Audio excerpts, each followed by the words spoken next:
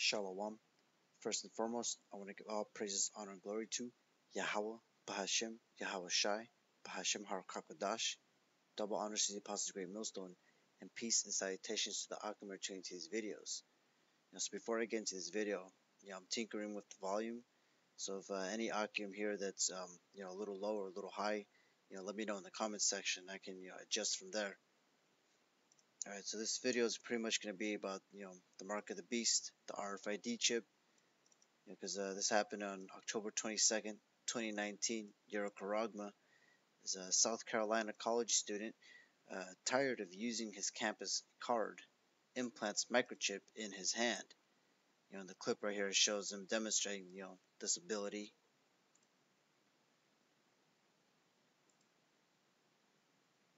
You see right there, he used his card, but now he's using his hand. Alright, so I'm gonna read this article. It's real short, and then we get into the precepts, and it's the breakdown of the word mark and charagma, karox and grapho, to the best of my ability. Alright, so it says, so I can get that out of the way. It says, in a dorm room at the University of South Carolina, this month, 18-year-old Evan Breyer plunged a syringe preloaded with a microchip into the skin between his index finger and thumb. Now he can open doors with a wave of his hand, and that's pretty much the in this case why this particular person put these chips in his hand. He's got I think he's got 4 in total.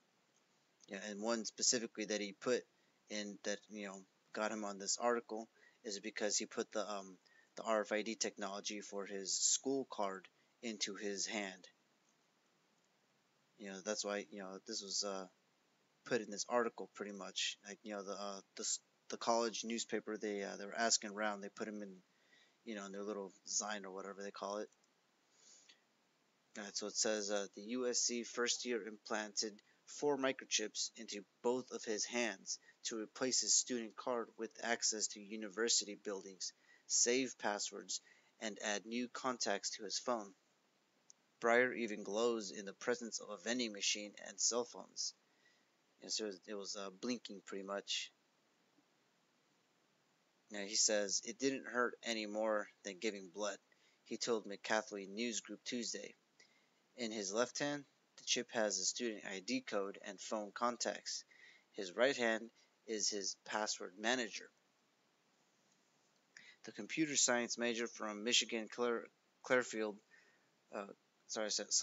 clarified they can't be used to track him, given the microchips don't have a battery or GPS. In fact, he said they're only on whenever receiving power from phone or door readers.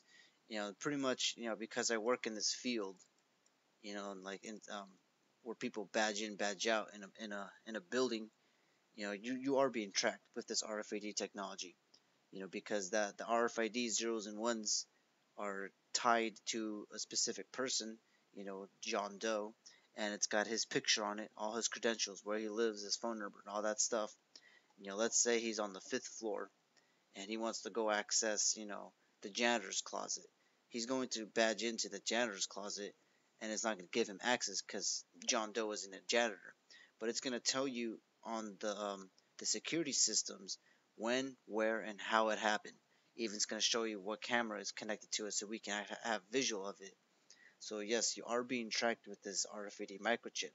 Not because it has a GPS embedded in it, but because it has the information that the pretty much the Internet of Things is going to utilize to track you. Alright, so jumping down, he said it only cost him about $150 and $100 for the first 2 chips, $30 for one of the LEDs. The other one was free, he said, and $20 for a tool that copies his student ID code to the chip. Not too pricey, especially for the fact that they will essentially work forever, he said. As microchipping technology evolves, he said, contactless payments might be next. I could pay with my hand at a vending machine, he quipped. So it's pretty much, like I was saying, this is just a young Edomite, 12 years old, And so right now he's in college, but eventually he's going to want to utilize, this ability of not having to carry his ID card, just go everywhere, without having to worry about anything. And it's funny how in this article it points out, he quotes it pretty much. This says, "I could pay with my hand at a vending machine," he quipped. And this is because it's in prophecy. This is exactly what John the Revelator saw. He saw people pretty much lined up. In order to participate in society, is you would have to you're pretty much required to have the RFID technology, because pretty much like right now, it's hard to get a job and not have a phone. Like you need to have a phone so you can go into your eHub, pay, whatever. Like a lot of stuff is tied to not only your email but your phone as well. Like you need a text to do this and that, so on and so forth. But pretty much all that stuff is going to be streamlined into the RFID technology. Because pretty much it's already there. It's just they want to put it inside their chip. I mean, it's like inside your arm. Ultimately is because it's going to fulfill prophecy. So I'm going to go ahead and read it. This is Revelation 13. So I'm going to start at 13, and I'll start at 13 verse 13. It says, "And he doeth great wonders, so that he maketh fire come down from heaven on the earth in the sight of men." Specifically, it says, he doeth great wonders. Esau's blessing is the sword, so he does a lot of great wonders. One specific is the technology behind the thermonuclear missiles.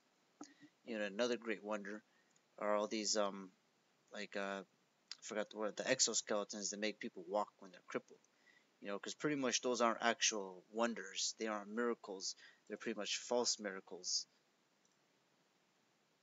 Okay, I'm gonna read just this precept in 2 Thessalonians 2 verse 9. It says, "Even him whose coming is after the works of Satan, with all power and signs and lying wonders." Because Yahweh Shai was the only one who actually cured people. Esau is the one he's pretty much has to fake it.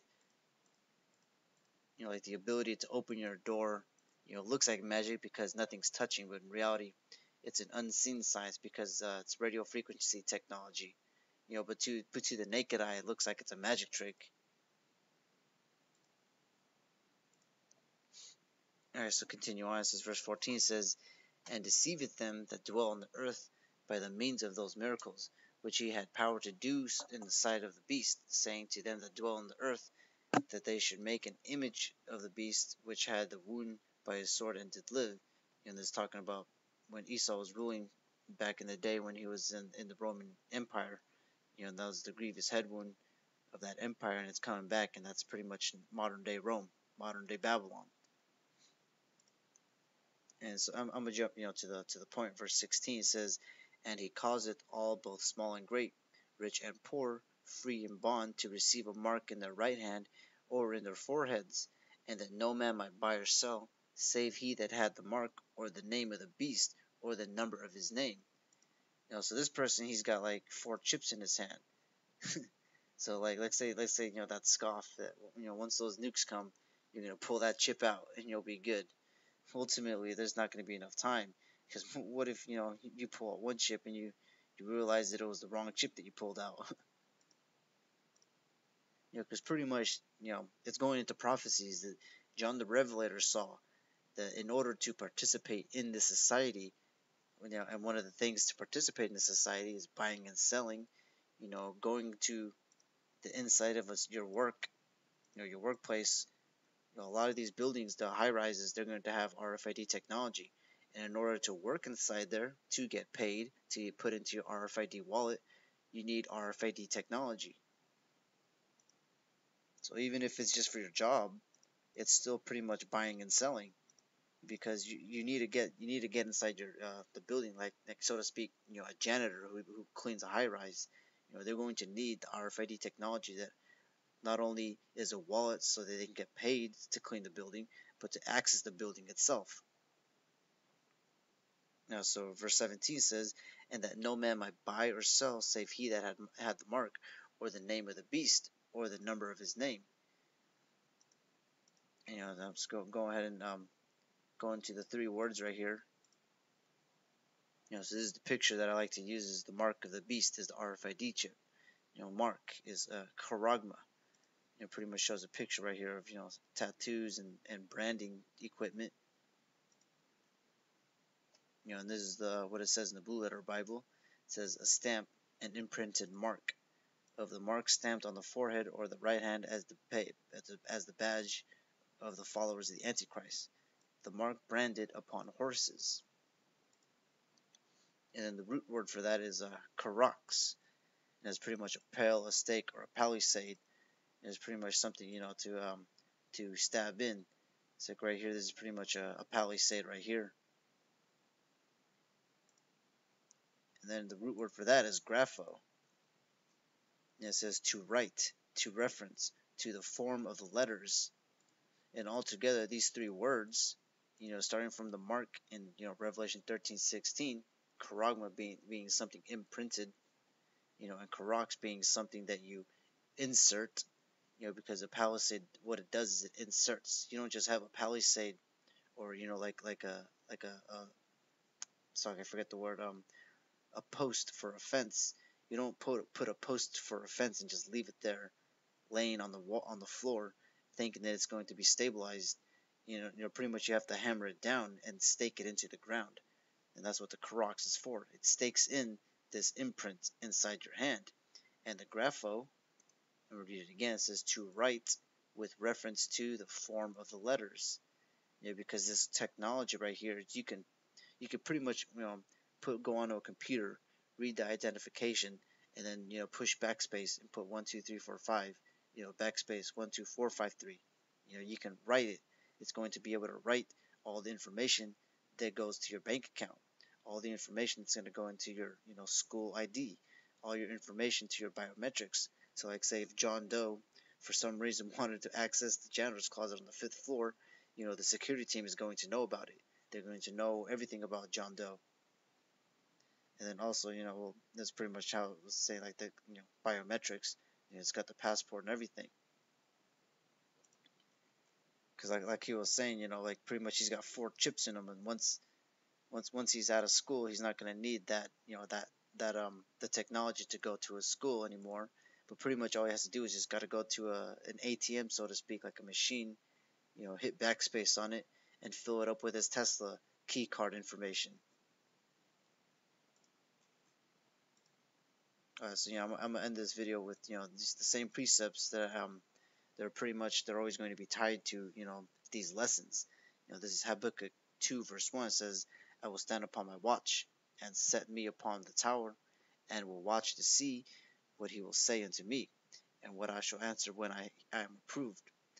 And the Lord Yahweh power answered me and said, Write the vision and make it plain upon tables, that he may run that readeth it." And Yahweh Ratazat, this video is very plain. It's very understandable. And the precept right here is Jeremiah 49:10. It says, Jeremiah 49:10 says, "But I have made Esau bare, I have uncovered his secret places, and he shall not be able to hide himself. His seed is spoiled, and his brethren and his neighbors, and he is not." So pretty much with all this information, the examples that we have of this article, how they allude to buying and selling, pretty much the Revelation 13:16, the breakdown of that Greek word, going all the way to what this technology is actually going to do, is it's going to write all this information that's going to be inserting into your body, and it's pretty much like a stamp and an imprint of ownership, because this ultimately is what Esau wants to do. Is with this chip is he wants to own you.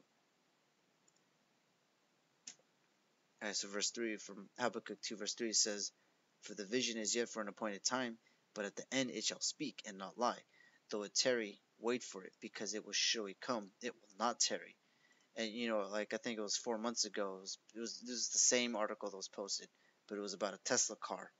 It was the very same things. People on their own relation are putting the RFID technology and putting it inside their hands, because pretty much it's like it's all out there. Like the RFID technology has been out since the 80s. Pretty much it just takes a few dimwits to put the Lego pieces together, so to speak.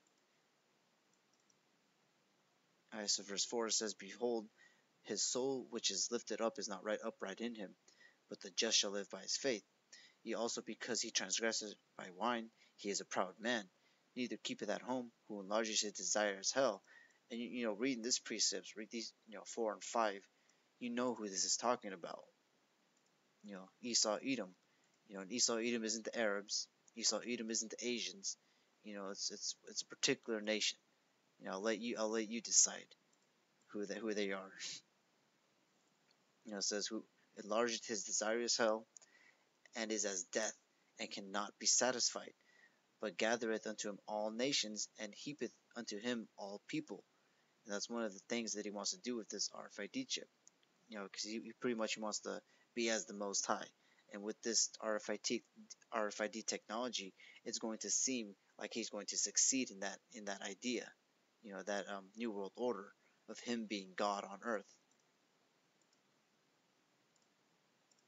This is Ezekiel 2 verse 7. It says, "And thou shalt speak my words unto them, whether they will hear or whether they will forbear, for they are most rebellious." The reason I'm saying this because pretty much the blood is off my hands. I broke it down to you. I read the article to you. I spoon fed you this information. It's up to you. If you want to take heed to the warning. Because pretty much, as a watchman, I did my job. Because through prophecy, John the Revelator, he saw people take this chip. So that means that people are going to take this chip. And if you read the scriptures, you're going to know that Israel is going to, like the 2/3 of Israel are going to take that chip. Because I think it's in Job 20. I'll pull that up real quick.